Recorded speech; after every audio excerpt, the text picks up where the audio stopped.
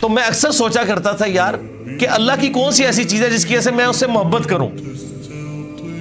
میں تو یا اس سے نفرت کر سکتا ہوں کہ مجھے کس مصیبت میں ڈال دیا. یہ میں جینون بات کر رہا ہوں، جس طرح ڈاکٹر اقبال نے شکوہ جینون کیا تھا. تو میں یا تو اس سے نفرت کر سکتا ہوں یا میں اس سے ڈر کے زندگی گزار سکتا ہوں. محبت کا تو جذبہ کبھی میرے دل میں آئے گا ہی نہیں ایسی ہستی کے لیے جس نے مجھے اتنی بڑی آزمائش میں ڈال دیا، سوائے اس کے کہ میں اس پورے پلان کو دیکھوں شروع سے لے کے آخر تک. تو میں کہوں گا او نا یہ تو آزمائش کچھ بھی نہیں ہے. اس کے بدلے تو اللہ تعالیٰ مجھے 2 کوالٹیز ایسی دینے والا ہے کہ جو اسی کی تھی. نمبر 1،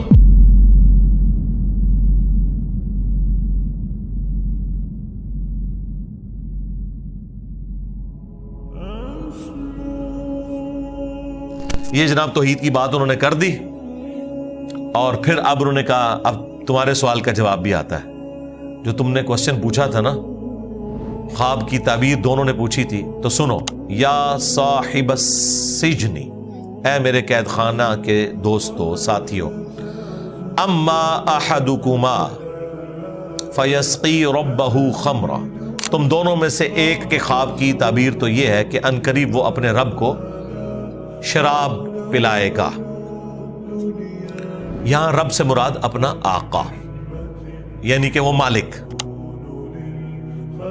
سورہ یوسف میں رب کا لفظ مالک کے لیے بھی آیا ہے. اس سے پہلے آپ یوسف علیہ السلام کے حوالے سے بھی سن چکے ہیں کہ یوسف علیہ السلام نے جب زلیخا نے انہیں برائی کی طرف بلایا تو انہوں نے اپنے مالک کی تعریف کرتے ہوئے کہا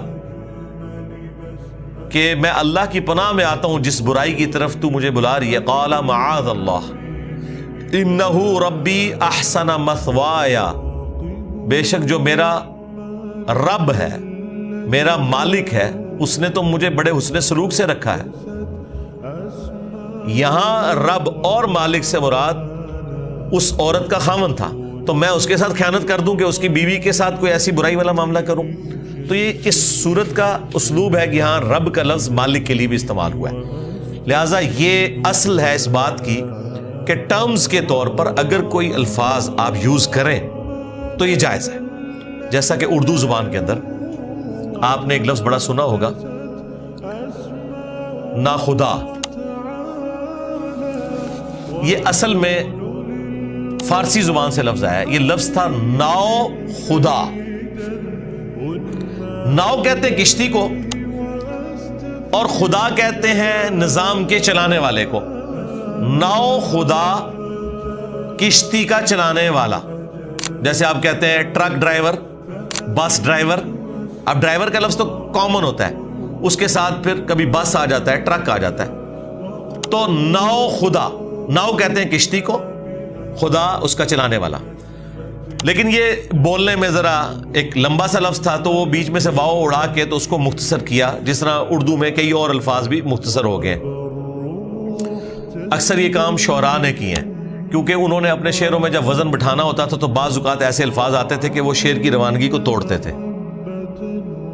مثلا ہم کہتے ہیں اللہ کی شان، لفظ تو شان ہے اور یہ عربی سے ہے، کل یوم ہوا فی شأن. لیکن ہم نون غنہ کے ساتھ بھی شان لکھتے ہیں، تو وہاں ہم شان کی بجائے شاں بھی استعمال کر لیتے ہیں، نون غنہ، تاکہ وہ اس کی پروننسیشن آسان ہو جائے. نون کی جگہ یہ نون غنہ، یعنی بغیر نون کے نقطے والی جو آئی ہیں، یہ جتنی ہیں یہ الفاظ کو مختصر کرنے کے لیے. تو ناؤ خدا بن گیا ناخدا، یعنی کشتی کا ملاح. حالانکہ خدا تو ہم اللہ کے لیے بھی استعمال کرتے ہیں. مولانا مودودی نے بڑا پیارا ترجمہ کیا ہے، لا الہ الا اللہ، اللہ کے سوا خدا کوئی خدا نہیں.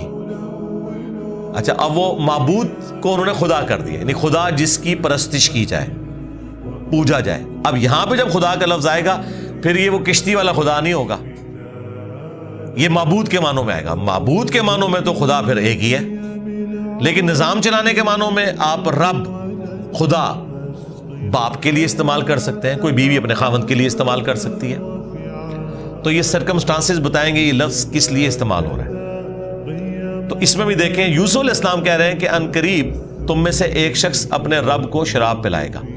تو یوسف علیہ السلام نے شرک تو نہیں کیا, رب کا لفظ مالک کے لیے بول کے یہ ٹرم کے طور پر. اسی کے تحت میں نے ایک ٹرم ڈیوائز کی تھی, اس کے اوپر اللہ کے فضل سے بریلویوں نے بھی کلپ بنائے کہ انجینئر صاحب نے شرک کر دیا. مجھے بڑی خوشی ہوئی کہ بریلویوں کی زبان پہ شرک کا لفظ تو آیا, وہ تو کہتے ہیں شرک ختم ہو چکا ہے. تو پہلا پھکا تو یہ کہ شرک تو ختم ہو چکا ہے, انجینئر صاحب نے کہاں سے کر لیا, شرک تو ختم ہو چکا ہے اس امت. وہ کہتے ہیں دیکھیں انہوں نے کہا کہ جنت میں اللہ تعالیٰ انسان کو منی گاڈ بنا دے گا, تو خدا تو ایک ہے جنت میں پہنچ کے بھی. حالانکہ میں نے پورا ایکسپلین کیا تھا کہ خالق اور مخلوق کا فرق, اور یہ گاڈ کی ٹرم میں اس اعتبار سے یوز کر رہا ہوں کہ یہ خدا کی کوالٹی تھی کہ جو انسان خواہش کرے گا وہ اسے مل جائے گا. یہ صرف اللہ کی کوالٹی ہے کن فیکون. اللہ تعالیٰ جنت میں اس سے بھی ایک سٹیپ آگے کہ انسان جو دل میں بھی سوچے گا نا کہ مجھے یہ مل جائے, وہ مل جائے گا.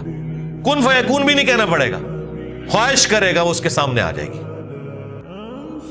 تو انسان کے اندر جو خدا بننے کی خواہش ہے نا چھپی ہوئی, یہ ہے, میں آپ کو بتا دوں. اسی وجہ سے انسانوں نے دعوی خدائی کی ہے. یہ اللہ تعالیٰ پوری کرے گا اس اعتبار سے کہ آپ کی مرضی ہوگی, آپ کی جنت ہوگی. بخاری مسلم میں ہے کہ جو سب سے آخر میں جنت میں جائے گا نا, اسے بھی اس پلانٹ ارتھ سے 10 گنا بڑی جنت دی جائے گی. 10 زمینیں پوری, پلاٹ نہیں سرکار, پوری ارتھ کے برابر 10 زمینیں یہ اس جنتی کو ملیں گی جو ہزاروں لاکھوں سال اپنا عذاب بھگت کے اینڈ پہ جہنم سے نکالا جائے گا. اس کے بعد کوئی بندہ نہیں نکلے گا, وہ پکے جہنمی ہوں گے جو کافر ہوں گے. اسے بھی اس دنیا سے 10 گنا بڑی جنت دی جائے گی, اور پھر وہ جو چاہے گا اسے وہاں پہ ہوگا. تو اس معنوں میں نے یہ بات کی تھی کہ ہم اس خدا سے محبت کیوں نہ کریں جو اپنی خدائی میں اکیلا تھا. چاہتا تو اکیلا ہی رہتا, اس نے محض اپنے فضل سے ہمیں پیدا کیا, اپنی شناخت کروائی, اور پیغمبروں کے ذریعے نور علی نور والا معاملہ کیا. ہم تو کچھ نہیں تھے, اب ہمیشہ کے لیے اس نے ہمیں بھی بنا دیا. اب آپ اس رب سے پیار کریں, محبت کریں جس نے آپ کو ہمیشہ کی زندگی دے دی ہے. وہ آپ کو پیدا بھی نہ کرتا تو پابند نہیں تھا. آپ مجھے بتائیں, یہ چند سالوں کی زندگی ایک تکلیف دہ ہے, اس کے بعد اربوں سال کی جو زندگی ملنے والی ہے, آپ اسے کبھی تصور کریں تو انسان وہ پوری زندگی بھی شکر میں گزار دے نا, تب بھی اس کا شکر ادا نہیں ہو سکتا کہ یا اللہ ہم تو کچھ بھی نہیں تھے, تو نے پیدا کیا اور ہر لذت کی اٹریکشن ہمارے اندر رکھی, خواہ وہ کھانے پینے کی لذت ہو, سیکس کی لذت ہو, کسی اور طرح کی لذت ہو, اچھے مکانات کی لذت ہو, اڑنے کی لذت ہو, سیر و سیاحت کرنے کی لذت ہو. یہ ساری لذتیں ڈالی, ان کی تکمیل بھی کروا دی, اور پھر ایسی تکمیل کروائی کہ ہمیشہ کے لیے کروا دی. تو اکیلے خدا نے اپنی سلطنت میں اپنی مخلوق کو بھی شریک کیا جو ٹیسٹ کو پاس کریں گے. رہیں گی وہ مخلوق ہی, خالق وہی ہے, معبود وہی ہے, لیکن وہ حکم اس کا بھی چلے گا جنت کے اندر جو اللہ تعالیٰ اسے جنت دے گا. اور کیا کمال کی چیز ہے کہ اللہ ہمیشہ سے تھا اور ہمیشہ کے لیے. ہم ہمیشہ سے نہیں تھے لیکن ہمیشہ کے لیے. سرکار اس چیز کو امیجن کریں, اللہ تعالیٰ نے اپنی یہ کوالٹی بھی آپ کے ساتھ شیئر کر لی ہے. خالق اور مخلوق کا فرق اپنی جگہ موجود ہے. نہ اب اللہ کو موت آنی ہے جنت میں, اللہ کو تو آنی نہیں, نہ ہمیں موت آنی ہے. اور دوسری کوالٹی یہ شیئر کی کہ گیون سرکمسٹانسز میں جتنی جنت آپ کو اللہ نے دی ہے نا, وہاں آپ کا آرڈر چلے گا آپ کی خواہش کے اوپر, اور اسے فنا بھی نہیں ہوگا. یہ تو اللہ کی کوالٹی تھی کہ اس کے خزانوں میں کمی نہیں آتی تھی. جتنا بھی خرچ کرے خزانے اتنے ہی رہتے تھے. آپ کی بھی جنت اتنی ہی رہے گی جتنا مرضی اسے خرچ کرے, جتنی دیر کے لیے مرضی کرے. یہ کانسیپٹ آنے کے بعد آپ اللہ سے محبت کر سکتے ہیں. اس کے بغیر اللہ تعالیٰ سے صرف آپ ڈر سکتے ہیں یا نفرت کر سکتے ہیں, تیسرا کوئی آپشن نہیں ہے. نفرت کریں گے کہ اس مصیبت میں ڈال دیا، پتہ نہیں میرا کیا بننا ہے۔ جو نفرت والے معاملے میں پڑھتے ہیں وہ کفر کی روش اختیار کر لیتے ہیں، ڈینائل آف گاڈ کر دیتے ہیں کہ ٹھیک ہے جان ہی چھڑا لیں۔ جو دوسرے بچتے ہیں نا وہ ڈر ڈر کے زندگی گزارتے رہتے ہیں، پتہ نہیں کیا بنے گا، پتہ نہیں کیا بنے گا، پھنسا دیتا، نماز نہ پڑھی ہے کر دے گا، اور یقیناً ایسا ہے، کرے گا بھی، اس سے زیادہ ہی کرے گا جتنا آپ سوچ رہے ہیں۔ تو میں اکثر سوچا کرتا تھا یار کہ اللہ کی کون سی ایسی چیز ہے جس کی وجہ سے میں اس سے محبت کروں؟ میں تو یا اس سے نفرت کر سکتا ہوں کہ مجھے کس مصیبت میں ڈال دیا۔ یہ میں جینون بات کر رہا ہوں، جس طرح ڈاکٹر اقبال نے شکوہ جینون کیا تھا۔ تو میں یا تو اس سے نفرت کر سکتا ہوں یا میں اس سے ڈر کے زندگی گزار سکتا ہوں۔ محبت کا تو جذبہ کبھی میرے دل میں آئے گا ہی نہیں ایسی ہستی کے لیے جس نے مجھے اتنی بڑی آزمائش میں ڈال دی ہے، سوائے اس کے کہ میں اس پورے پلان کو دیکھوں شروع سے لے کے آخر تک، تو میں کہوں گا او نا، یہ تو آزمائش کچھ بھی نہیں ہے، اس کے بدلے تو اللہ تعالیٰ مجھے 2 کوالٹیز ایسی دینے والا ہے کہ جو اسی کی تھی۔ نمبر 1 مجھے موت نہیں آئے گی، اور نمبر 2 جو میں چاہوں گا وہ ہوگا۔ تو پھر ایسے خدا سے محبت کا جذبہ پیدا ہوتا ہے۔ وہ ویڈیو بھی ہدایہ وکٹری چینل کے اوپر ہمارے بھائی نے اپلوڈ کی تھی، وائی آئی لو گاڈ، میں گاڈ سے کیوں محبت کروں۔ تو اس میں میں نے یہ ٹرم ڈیوائز کی تھی۔ تو جب لوگوں نے اعتراض کیا تو پھر میں نے قرآن سے مثال دی تھی کہ دیکھو حضرت یوسف علیہ السلام نے کیا کہا کہ تم میں سے ایک شخص عنقریب اپنے رب کو شراب پلائے گا۔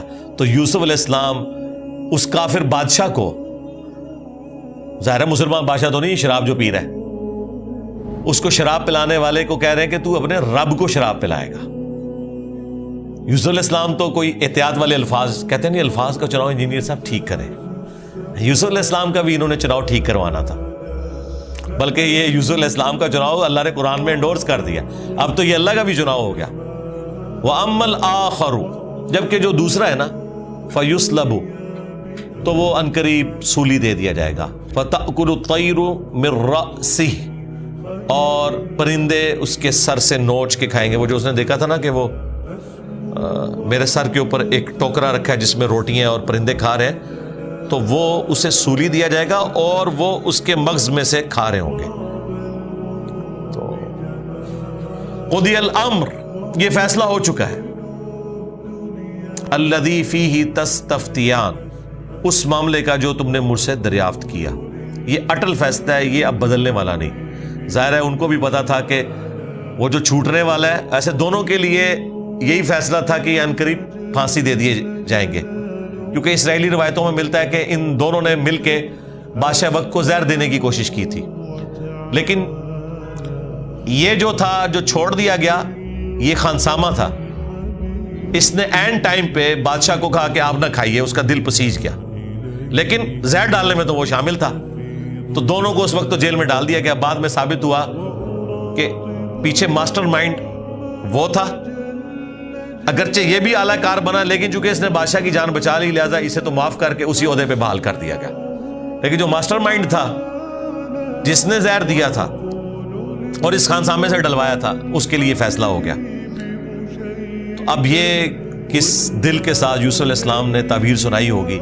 آپ کسی بندے کو یہ بتا رہے ہو کہ ان قریب تیرے ساتھ یہ ہونے والا ہے، تو اس نے تو چیخو پکار وہاں شروع کر دی ہوگی نا، اور وہ انہوں نے فلمائی ہے اس میں۔ تو بہرحال اسے توبہ کا موقع تو مل گیا، قرآن نے تو اس کو ان اٹینڈڈ چھوڑا ہے، لیکن یہ فٹ ان بیٹھتا ہے۔ یوسف علیہ السلام نے کہا کہ کوئی پریشانی کی بات نہیں ہے، تو اللہ پر ایمان لے آیا، یہ گناہ بھی تیرا معاف ہو جائے گا، مرنے کے بعد ہمیشہ کی جنت تیرا مقدر ہے، ٹینشن لینے کی کوئی ضرورت نہیں ہے۔ اور ساتھ یہ پہلے ہی کہہ دیا کہ یہ فیصلہ اب ہو چکا ہے، یہ نہ ہو کہ کوئی کہے کہ حضور تسی دعا کرو، کوئی ٹل جائے معاملہ ایسا، کیونکہ عبد القادر جیلانی تو آئی ہوئی تکلیف کو خواب میں ٹلوا دیتے ہیں، وہ کہتے ہیں نا جی، وہ خواب میں ٹال دیتے ہیں۔ تو اب مجھے بتائیں، انبیاء کرام کا فیصلہ یہ ہے کہ بھئی یہ اللہ کے حضور اب طے پا چکا ہے، اب کچھ نہیں ہو سکتا۔